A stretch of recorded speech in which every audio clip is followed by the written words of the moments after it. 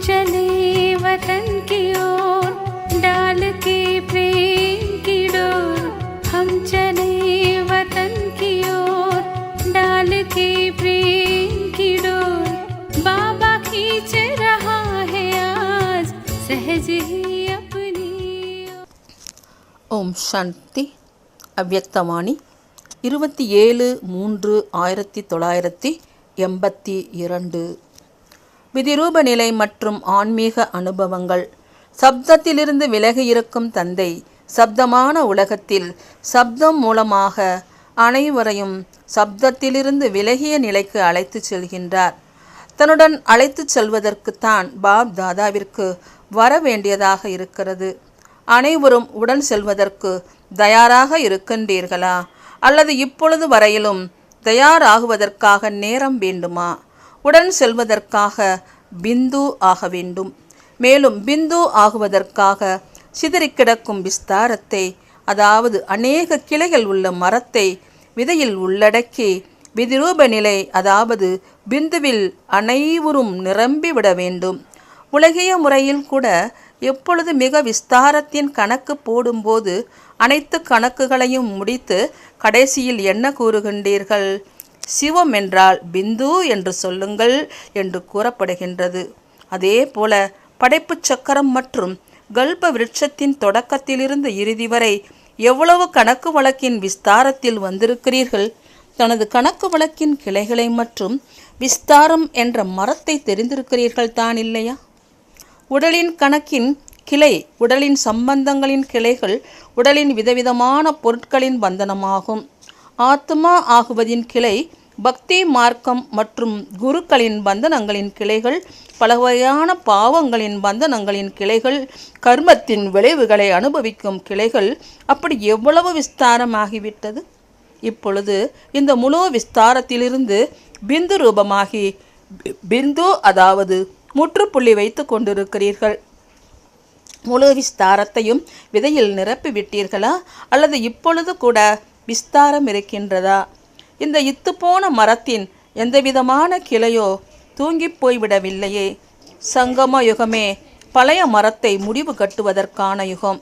எனவே ஹே சங்கமயுக பிராமணர்களே, பழைய மரத்தை முடிவு கட்டிவிட்டீர்களா? எப்படி ஒவ்வொரு இலைக்கும் தண்ணீர் ஊற்ற முடியாது? விதைக்கு கொடுப்பது என்றாலே அனைத்து இலைகளுக்கும் தண்ணீர் கிடைப்பது. அந்த மாதிரி இத்தனை 84 பிறவிகளின் பலவிதமான கணக்கு வழக்கு என்ற மரத்திற்கு முடிவு கட்ட வேண்டும். ஒவ்வொரு கிளையையும் அழிக்க வேண்டும் என்பதல்ல. இன்று உடலின் நினைவு என்ற கிளையை வெட்டுங்கள். அடுத்த நாளை உடல் சம்பந்தப்பட்ட உறவினர்களின் கிளையை அகற்றுவதினால் முடிவடையாது. ஆனால் விதையாக விளங்கும் தந்தையோடு முழு ஈடுபாட்டை ஏற்படுத்தி ஈடுபாட்டின் அக்னி மூலமாக சுலபமாக முடிவடைந்துவிடும். வெட்டக்கூடாது, ஆனால் சாம்பலாக்க வேண்டும். இன்று வெட்டுவீர்கள், பிறகு சிறிது காலத்திற்கு பிறகு முளைத்துவிடும். ஏனென்றால் வாயு மண்டலம் மூலமாக மரத்திற்கு இயற்கையாகவே தண்ணீர் கிடைத்து கொண்டே இருக்கும். மரம் பெரியதாக வளர்ந்துவிட்ட பிறகு விசேஷமாக தண்ணீர் ஊட்டுவதற்கு அவசியம் இருப்பதில்லை.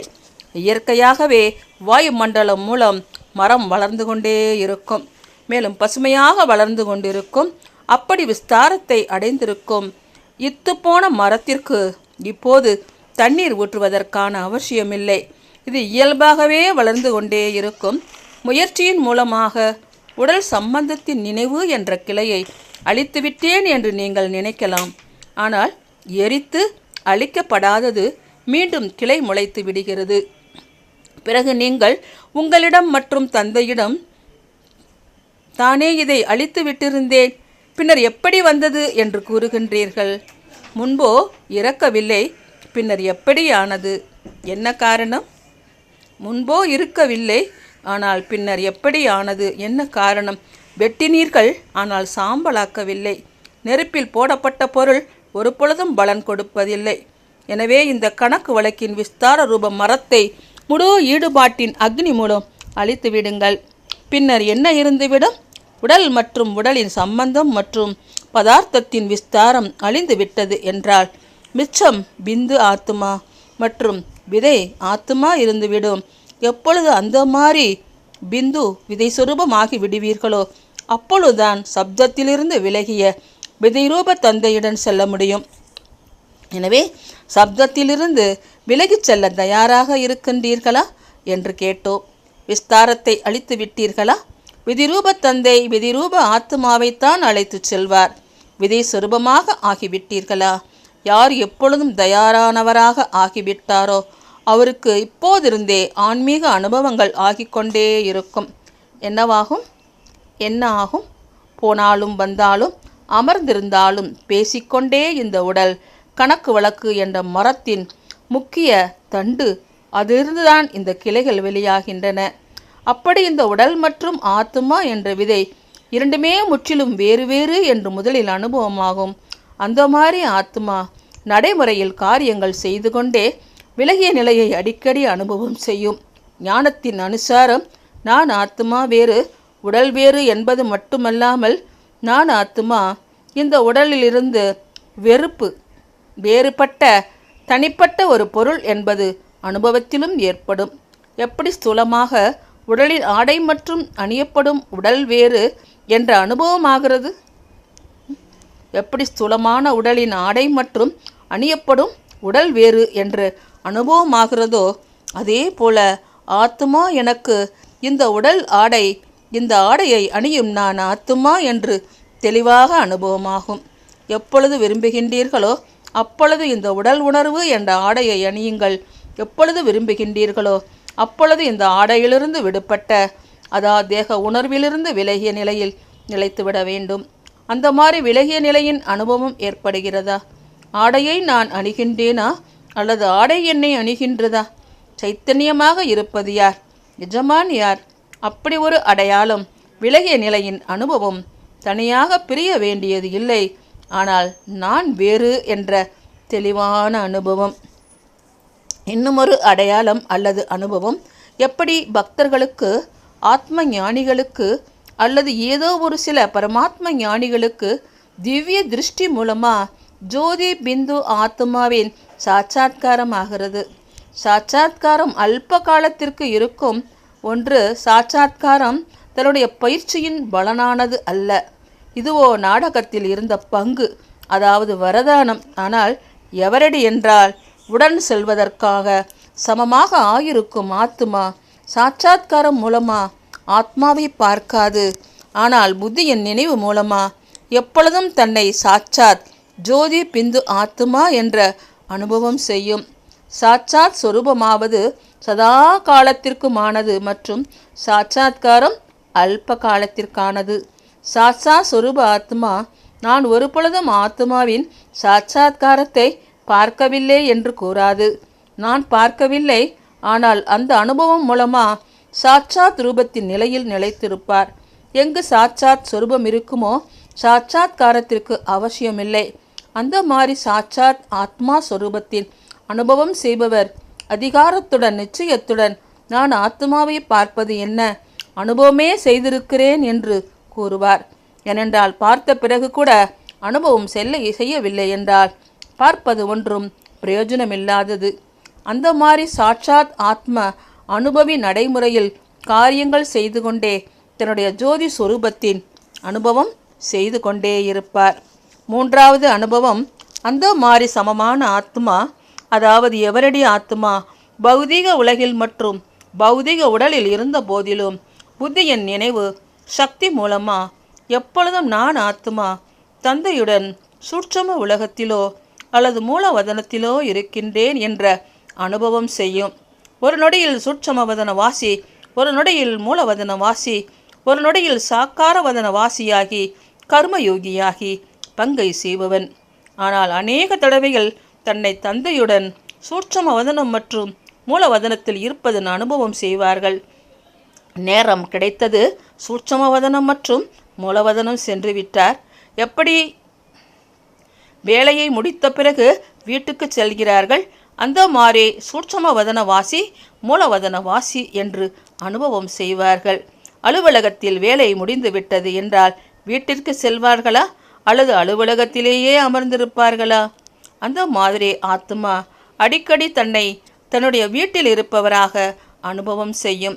எப்படி எதிரில் இருப்பது போன்ற இந்த நேரம் இங்கேயே, அடுத்த நேரம் அங்கே, சாக்கார வதனம் என்று அறையிலிருந்து மூலவதனம் என்ற அறைக்கு சென்று விட்டார். இன்னும் வேறு அனுபவம். அந்த மாதிரி சமமான ஆத்மா பந்தனத்திலிருந்து விடுபட்டு இருக்கும் காரணத்தினால் பறக்கும் பறவையாகி மிக உயரத்தில் பறந்து சென்று கொண்டே இருக்கின்றேன். மேலும் மிக உயர்ந்த நிலை என்ற ஸ்தானத்தில் அமர்ந்திருந்து இவர்கள் அனைவரும் கீழே இருக்கின்றார்கள் என்ற அனுபவம் செய்வார்கள். நாம் அனைவரையும் விட மிக உயர்ந்த இடத்தில் இருக்கின்றேன். எப்படி அறிவியல் சக்தி மூலம் விண்வெளிக்கு சென்று விடுகிறார்கள் என்றால் பூமியின் ஈர்ப்பு இருக்காது. மேலும் தன்னை மிக உயர்ந்த இடத்தில் இருப்பதாக, மேலும் எடையற்ற நிலையில் லேசாக இருப்பதாக அனுபவம் செய்வார்கள். பறப்பதின் அனுபவம் அனைத்து ஈர்ப்புகளிலிருந்தும் விடுபட்ட நிலை, அனைத்து பந்தனங்களிலிருந்தும் விடுபட்ட நிலை. இந்த நிலையின் அனுபவம் ஆகுவது என்றாலே உயர்ந்த பறக்கும் கலை மற்றும் பறந்து கொண்டிருக்கும் நிலையின் அனுபவம் ஆகுவது. காரியங்கள் செய்து கொண்டே சென்று கொண்டிருக்கிறேன், பறந்து கொண்டிருக்கிறேன். தந்தையும் பிந்து, நானும் பிந்து, இருவரும் சேர்ந்தே சென்று கொண்டிருக்கிறோம். சமமான ஆத்மாவுக்கு இந்த அனுபவம் செய்து கொண்டிருப்பது தெளிவாக இருக்கும். அனுபவம் என்ற கண் மூலம் பார்ப்பது திவ்ய திருஷ்டி மூலம் பார்ப்பதை விட தெளிவாக இருக்கும். புரிந்ததா? விஸ்தாரமோ மிக அதிகம் இருந்தாலும் சாரமாக சிறிதளவு அடையாளங்களை கூறினோம். எனவே அந்த மாதிரி எவரடியாக இருக்கின்றீர்களா? அதாவது அனுபவி சொரூபமாக இருக்கின்றீர்களா? உடன் செல்வதற்கு தயாராக இருக்கின்றீர்கள் தான் இல்லையா? அல்லது இன்னும் இந்த வேலை பாக்கி இருக்கிறது என்று கூறுவீர்களா? அந்த மாதிரி எவரடியாக இருக்கின்றீர்களா? அதாவது அனுபவி சொரூபமாக இருக்கின்றீர்களா? உடன் செல்வதற்கு தயாராக இருக்கின்றீர்கள் தான் இல்லையா? அல்லது இன்னும் இந்த வேலை பாக்கி இருக்கிறது என்று கூறுவீர்களா? அந்த மாதிரி அனுபவம் ஆகிறதா? அல்லது வீடே மறந்துவிடும் அளவுக்கு சேவையில் பிஸியாகி விட்டீர்களா? ஆத்மாக்களுக்கு முக்தி, ஜீவன் முக்தியின் ஆஸ்தியை பிராப்தியாக செய்விக்க வேண்டும் என்பதற்காகத்தான் சேவை செய்கின்றீர்கள். சேவையிலும் இவர்களையும் தந்தையின் கூடவே அழைத்து செல்ல வேண்டும் என்ற நினைவு இருந்தது என்றால் சேவையில் எப்பொழுதும் ஆடாத நிலை இருக்க முடியும். சேவையின் விஸ்தாரத்தில் சாரஸ்வரூப விதையின் அனுபவத்தை மறந்து விடாதீர்கள். விஸ்தாரத்தில் காணாமல் போய் விடாதீர்கள். விஸ்தாரத்தில் வந்தாலும் நீங்கள் சாரஸ்வரூபத்தில் நிலைத்திருங்கள். மேலும் மற்றவர்களுக்கும் சாரஸ்வரூபத்தின் அனுபவத்தை செய்வியுங்கள். புரிந்ததா? நல்லது. அந்த மாதிரி எப்பொழுதும் சாட்சாத் ஆத்மஸ்வரூபத்தின் அனுபவம் செய்யும். எப்பொழுதும் அனைத்து கணக்கு வழக்கு என்ற மரத்தை அழித்து முற்றுப்புள்ளியிட்டு பிந்து ரூபத்தில் நிலைத்திருக்கும் பிந்துவான தந்தையுடன் எப்பொழுதும் இருக்கக்கூடிய இந்த நேரம் கர்மயோகி, அடுத்த நேரம் சூட்சமவதன வாசி, இன்னொரு முறை நேரம் மூலவதன வாசி என்று எப்பொழுதும் பயிற்சி நிறைந்த ஆத்மாவுக்கு, எப்பொழுதும் தன்னுடைய பறக்கும் நிலையில் அனுபவம் செய்யும் ஆத்மாவுக்கு, அந்த மாதிரி தந்தைக்கு சமமான ஆத்மாவிற்கு பாப் தாதாவின் அன்பு நினைவுகள் மற்றும் நமஸ்காரம். तुम बच्चों को तो सर्विस करनी है, जो बाबा कहते हैं सबको ये बताओ कि देखो तुम्हारा एम एंड ऑब्जेक्ट ये है, एक गीता है बगैर, ये राजयोग है ना बच्चे। कैसे है राजयोग? बिल्कुल सहज है कि बाप को याद करो तो ये वैसा मिलेगा तुमको। ओम शांति।